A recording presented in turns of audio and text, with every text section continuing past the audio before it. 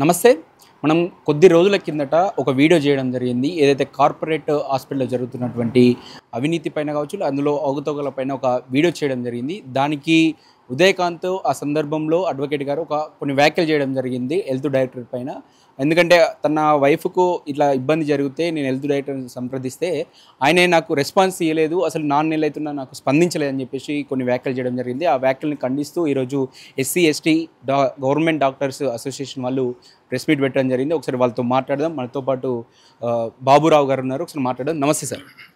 నమస్తే అండి. ఏమంటారు సార్? నా వైఫ్‌కి ఇలా జరిగింది. 4 నెలల నుంచి నాకు రెస్పాన్స్ ఇస్తలేరు. కొన్ని వాట్సాప్ చాట్స్ కూడా బయట పెట్టడం జరిగింది ఆయనే. నేను ఆయనతోటి కమ్యూనికేట్ అయినా కూడా ఆయన రెస్పాన్సే లేదు అసలు అని చెప్పేసి మాట్లాడడం జరిగింది. మీరేమంటారు? నమస్తే అండి. మన తొలి వెలుగు ఛానల్కి నమస్తే. ముఖ్యంగా ఎందుకంటే మంచి మంచి విషయాలు బయటకు తీసుకొస్తూ ఉన్నారు, అభినందించేస్తున్నాం. మీరు మీ పదంలోనే ఆన్సర్ కూడా ఉంది. రెస్పాన్స్ అవ్వట్లేదు అని, కానీ వాట్సాప్ ఛానల్లో అతను ఇచ్చినటువంటి మెసేజ్లు కూడా ఉన్నాయని అన్నారు. అంటే రెస్పాండ్ అయ్యిందా కాలేదా ఒకటి ఆలోచించాలి. మేము ఒకటే ఇప్పుడు అడిగేది ఏంటంటే విషయం మెసేజ్ చేసిన కానీ ఆయన నుంచి రాలేదు. అతనే చెప్పాడు. మీరు ఒకసారి చూడండి, నాకు డిఎంఎండ్హెచ్ఓకి రాశాను, దాని రిపోర్ట్ రాగానే నేను మళ్ళీ మీకు రెస్పాండ్ అవుతానని చెప్పేసి నాకు మెసేజ్ పెట్టాడని తనే మాట్లాడాడు. అయితే విషయం ఏంటంటే ఇక్కడ మెడికల్ అండ్ హెల్త్లో సమస్యలు లేవని నేను అనట్లేదు. సమస్యలు ప్రతి వ్యక్తికి ఉన్నాయి, ప్రతి సంస్థలో ఉన్నాయి, ప్రతి హాస్పిటల్ మీద సమస్యలు ఉన్నాయి, ప్రతి ఇండివిజువల్ మీద సమస్యలు ఉన్నాయి. మేము సమస్యలు లేవని మాత్రం ఖండించట్లేదు. బహుశా విజయకాంత్ గారు వ్యక్తపరిచినటువంటి సమస్య కావచ్చు, కానీ సమస్యని వ్యక్తపరిచిన తర్వాత ఒక డైరెక్టర్ ఆఫ్ హెల్త్కి వ్యక్తపరిచిన తర్వాత ఒక డైరెక్టర్ అనేవారు ఏం చేస్తారు, కింద ఆఫీసర్లకి దాని మీద రిపోర్ట్ తెప్పించుకుంటారు. ఇప్పుడు ఏదైనా కూడా ప్రాసెస్, ఒక ప్రోటోకాల్ ఉంటుంది. తనకు వచ్చిన తర్వాత డైరెక్టర్ ఆఫ్ హెల్త్కి ఒక అప్లికేషన్ ఇచ్చిన తర్వాత డిఎంఎండ్హెచ్ఓకి అది ఫార్వర్డ్ చేసి దీని మీద ఎంక్వైరీ చేసి రిపోర్ట్ పంపించండి అన్నారు. పంపించండి అన్న అంతవరకు అయితే రెస్పాండ్ అయ్యాడా? ఇప్పుడు ఇట్లా డిఎంఎండ్హెచ్ఓకి రాసినవని కూడా డైరెక్టర్ ఆఫ్ హెల్త్ తనకు ఉదయకాంత్ గారికి మెసేజ్ పెట్టారని కూడా తనే ఒప్పుకున్నాడు. అంటే దాని మీద రెస్పాండ్ అయ్యాడని అర్థం. డిఎంఎండ్హెచ్ఓ గారు ఆ పలానా ప్రైవేట్ హాస్పిటల్కి వెళ్ళి ఎంక్వైరీ చేయాలి. ఎంక్వైరీ చేసే క్రమంలో ఈలోపు తను హైకోర్టుకో కోర్టులోనో కేసు వేశారని చెప్పి ఆ హాస్పిటల్ వాళ్ళు ఏమన్నారు, కోర్టులో కేసు వేశారు కాబట్టి కోర్టులోనే చూసుకుంటాం సార్, ఇంకా మీకు చెప్పేది రెస్పాన్స్ రాలేదు కాబట్టి నేను కోర్టుకి వెళ్ళాల్సి వచ్చిందని చెప్పేసి ఆయన చెప్తున్నారు. అదే రెస్పాన్స్ రాలేదంటే డైరెక్టర్ ఆఫ్ హెల్త్ అనేవాడు డైరెక్ట్ ఫీల్డ్కి వెళ్ళి చేయడు కదా, దానికి ఒక ప్రాసెస్ ఉంటుంది కదా. ఇవాళ మీరు చీఫ్ మినిస్టర్కి ఒక అప్లికేషన్ ఇస్తారు, ఒక హెల్త్ మినిస్టర్కి ఒక అప్లికేషన్ ఇస్తారు, ఒక ప్రిన్సిపల్ సెక్రటరీకి ఒక అప్లికేషన్ ఇస్తారు. ప్రిన్సిపల్ సెక్రటరీకి అప్లికేషన్ ఇస్తే తను వచ్చి ఫీల్డ్లో వచ్చి ఎంక్వైరీ చేస్తుందా? డైరెక్ట్ వాళ్ళ కింద ఉన్న ఆఫీసర్స్కి రెఫర్ చేస్తుంది. It's a process. ఈ ప్రాసెస్ మీద కూడా ఓపిక లేకుండా, ఓకే అది కూడా ఇంకోటి కూడా, ఒకవేళ లేట్ అయింది, నీకు అన్యాయం జరుగుతుంది, నీకు ఒక పై అధికారి ఉన్నాడు కదా, డైరెక్టర్ ఆఫ్ హెల్త్ తర్వాత ప్రిన్సిపల్ సెక్రటరీ ఉన్నారు కదా, ప్రిన్సిపల్ సెక్రటరీ తర్వాత మినిస్టర్ ఉన్నారు కదా, మినిస్టర్ తర్వాత నువ్వు చెప్పే సీఎం గారు కూడా ఉన్నారు కదా. అది కాకుండా నువ్వు ఎలాంటి లాంగ్వేజ్ యూజ్ చేసావు, గాజులు కడుక్కొని అరే వెదవా అరే ఒరే అని. నేను ఇంకా అలాంటి మాటలు మనం మాట్లాడలేదు, ఎందుకంటే అన్పార్లమెంటరీ, మా సభ్య సమాజం తలదించుకునేటట్లు మేము ఒక ప్రొఫెషనల్గా మేము మాట్లాడలేము. మరి తను ఏదో చదువుకున్నవాడైతే మేము క్షమించేవాళ్ళం, ఏదోలే అనుకుంటారని. తను కూడా it looks like is also literate, very much advocate అంటున్నారు. అలాంటి మాటలు మాట్లాడొచ్చు అండి? ఒక డైరెక్టర్ ఆఫ్ హెల్త్ని ఒక వైఫ్కి జరిగిందన్న ఒక సందర్భంలో ఆయన ఆవేదనకు వ్యక్తపరిచినట్టు కనిపిస్తుంది. అక్కడ ఇట్లా వ్యక్తికి ఆవేదన జరిగిందనేసి చెప్పేసి మాట్లాడాల్సిన మాటలు అవి చెప్పండి. ఒకటి నువ్వు కావాల్సుకుంటే నీకు ప్రతి వ్యక్తికి మన సమాజంలో ఉన్నప్పుడు ప్రతి వ్యక్తికి ఏదో ఒకటి అన్యాయం జరుగుతుంది. ఆ అన్యాయం జరిగిందని న్యాయంగా చేసుకోవడానికి దానికి ప్రోటోకాల్స్ ఉంటాయి. అంతేగాని ఒక వ్యక్తిని ఒకవేళ నేను ఇంకోటి కూడా అడుగుతున్నా డైరెక్ట్గా, మాకు ఎస్సీ ఎస్టీ డాక్టర్స్ అసోసియేషన్ తరఫున, అదే ప్లేస్లో ఒక దొరనో రాజో రెడ్డో ఉంటే నువ్వు అట్లా తిడుతావా? అది మా సమస్య. ఎందుకో చెప్తున్నా అంటే, నేను ఒక 10 సంవత్సరాలు మేము ఒక రెడ్డిని, ఒక గడల శ్రీనివాస్ అనే ఒక వ్యక్తి ఇల్లీగల్గా అపాయింట్ అయ్యిందని మేము 10 సంవత్సరాలు ఉద్యమం చేసాం. గవర్నర్ దగ్గరికి వెళ్ళాము, డైరెక్టర్ ఆఫ్ హెల్త్కి వెళ్ళాము, మినిస్టర్ దగ్గరికి వెళ్ళాము, సెక్రటరీ దగ్గరికి వెళ్ళాము. 10 సంవత్సరాలు ఉద్యమం చేసాము, కోర్టులోకి వేసాము. ఎక్కడ కూడా మేము అన్పార్లమెంటరీ వాడలేదు. అప్పుడు గవర్నర్ కూడా వాడలేదు, అప్పుడు సెక్రటరీ మీద వాడలేదు, ఎవరి మీద వాడలేదే. అంటే దెర్ ఇస్ ఎ ప్రాసెస్. అదే డైరెక్టర్ ఆఫ్ హెల్త్ ఒక రెడ్డి అయితే నువ్వు మాట్లాడతావు అట్లా అంటే నీకు చులకన భావము. ఒక డైరెక్టర్ ఆఫ్ హెల్త్ ఆ పొజిషన్కి వచ్చారు ఒక దళితుడు అంటే ఎన్ని కష్టాలు పడితే వస్తాడండి. ఆయన ఒక సౌమ్యుడు, ఎన్ని కష్టాలు 10 సంవత్సరాలు డైరెక్టర్ ఆఫ్ మెడికల్ ఎడ్యుకేషన్ని, డైరెక్టర్ ఆఫ్ హెల్త్ని సర్వనాశనం చేసింది టీఆర్ఎస్ గవర్నమెంట్. దాన్ని కొంచెం కాంగ్రెస్ ప్రభుత్వం కానీ రేవంత్ రెడ్డి గారు కానీ మినిస్టర్ గారు కానీ ఆఫీసర్లు కానీ కొంచెం దాన్ని రిపేర్ చేస్తూ ఉన్నారు. రిపేర్ చేస్తూ ఉంటే నీకు కొంచెం లేట్ అయింది కావచ్చు. లేట్ అయిందని చెప్పు, లేట్ కారణం అడుగు. ఎందుకు లేట్ అయింది? 4 నెలలు డైరెక్టర్ ఆఫ్ హెల్త్ ఎక్కడ కార్లు కూర్చున్నావు? డైరెక్టర్ ఆఫ్ హెల్త్ కదా, నువ్వు పోయి DMHO అని అడగాలి ఏమైంది అని. అంటే నాకే ఇస్తేనే నేనే ఇట్లా ఉంటా అంటే నీలాంటి వాళ్ళు ఎంతమంది ప్రజలు? రాష్ట్రంలో 4 కోట్ల మంది, ఎన్ని లక్షల హాస్పిటల్స్ ఉంటాయి, లక్షల ఇష్యూస్ ఉంటాయి డైరెక్టర్ ఆఫ్ హెల్త్కి. ప్రతి ఒక్కదానికి చేయాలంటే నీదే ప్రయారిటీ కాదు కదా.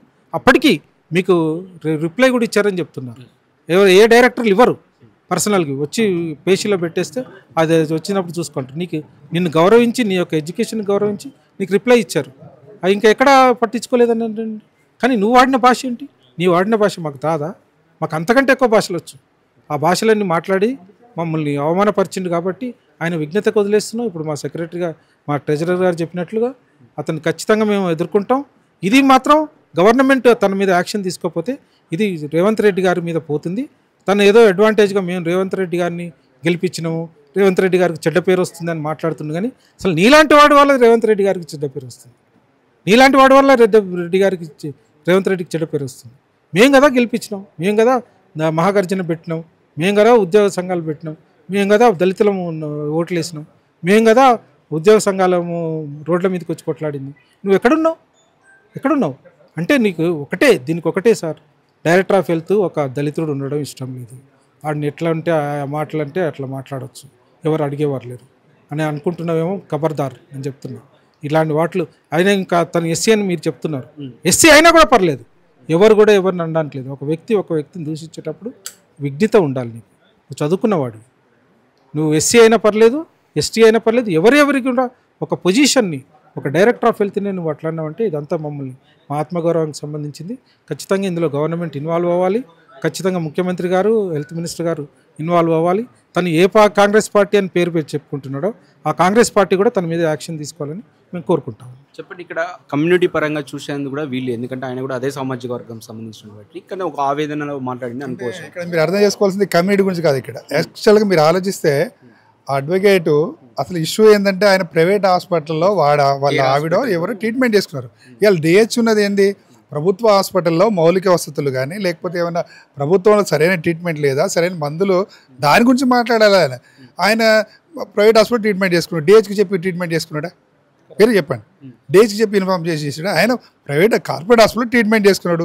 కార్పొరేట్ హాస్పిటల్లో ఏం ప్రాబ్లం అయిందో తెలియదు మనకి. వచ్చాడు, మీ మీడియా ఛానల్ కలిసిండు, DHకి కంప్లైంట్ ఇచ్చిండు.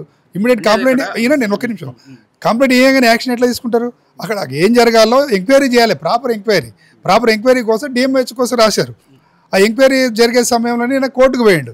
మరి ఏంటి DH తప్పేముంది? ఇప్పుడు DH మీరు 4 నెలలు అవుతుంది అంటున్నారు. 4 నెలలు అంటే అక్కడ ప్రాపర్ ఎంక్వైరీ కావాలి. ఏం మిస్టేక్ ఏముంది? అది కార్పొరేట్ హాస్పిటల్స్, దాని మీద యాక్షన్ డైరెక్ట్ తీసుకునే DHకి ఉండదు.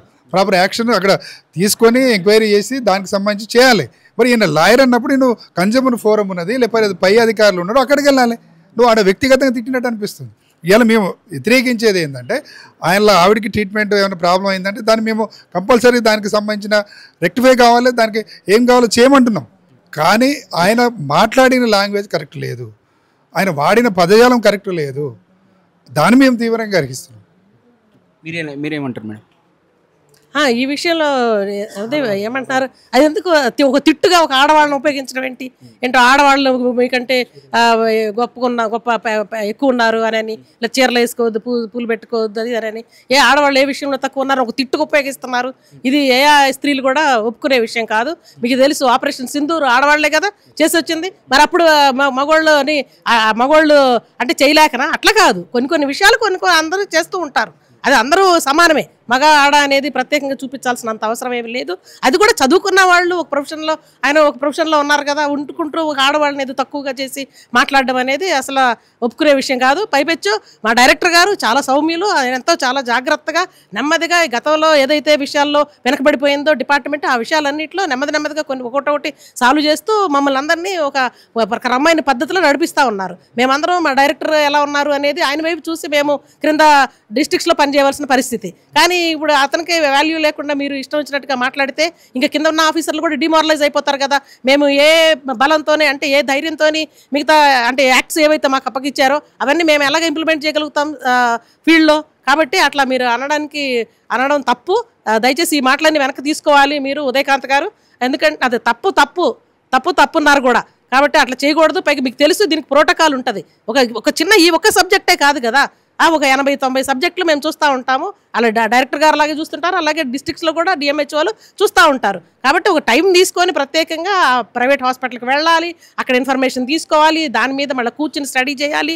మీకు మీ ఇంట్లో ఎవరికైతే సఫర్ అయ్యారో ఆ పేషెంట్కి ఎలాంటి ట్రీట్మెంట్ ఇచ్చారు, నిజంగా అది పద్ధతి ప్రకారం జరిగిందా లేదా, ఎక్కడన్నా పొరపాటు అయిందా, మీరు ఇచ్చే కంప్లైంట్ ఏంటి, దానికి అది నిజమా కాదా, అంటే అక్కడ జరిగిన విషయం ఏంటి, మీరు ఇచ్చిన కంప్లైంట్ అది సస్టైన్ అవుతుందా లేదా అనేది ఇవన్నీ గమనించుకున్న తర్వాత కదా యాక్షన్ తీసుకునేది. కాబట్టి అవన్నీ చేయడంలో కొంత టైం పడుతుంది. పైపెచ్చి మీకు తెలుసు చాలా ప్రోగ్రామ్స్ వస్తున్నాయి. అటు సెంట్రల్ గవర్నమెంట్ కొన్ని ప్రోగ్రామ్స్ జరుపుతా ఉంది, అలాగే స్టేట్ గవర్నమెంట్ తీసుకునే ఇనిషియేటివ్స్ చాలా ఉన్నాయి. ఇవన్నీ ఇంప్లిమెంట్ చేసే క్రమంలో అడ్మినిస్ట్రేటివ్ డిలేస్ అవుతాయి. అవన్నీ మీరు గమనించాలి కదా చదువుకున్న వాళ్ళు. కాబట్టి ఇవన్నీ పట్టించుకోకుండా ఎవరు అంటే ఏం తెలియని నిరక్షర కుక్షల్లాగా మీరు ఇట్లా మాట్లాడడం అనేది తప్పు. దయచేసి మీరు వెనక్కి తీసుకోండి. దయచేసి ఈ ఆఫీసర్లు ఎవరిని డిమారలైజ్ చేయవద్దు. అలాగే ఆడవాళ్ళని తగ్గించి మాట్లాడడం అనేది ఇది ఎటువంటి పరిస్థితుల్లో ఒప్పుకునే విషయం కాదు. మీరు ఈ విషయంలో దయచేసి మిమ్మల్ని మీరు కరెక్ట్ చేసుకోండి, మీ మాట వెనక్కి తీసుకోండి. ఆడవాళ్ళందరికీ క్షమాపణ చెప్పాలి అవసరమైతే.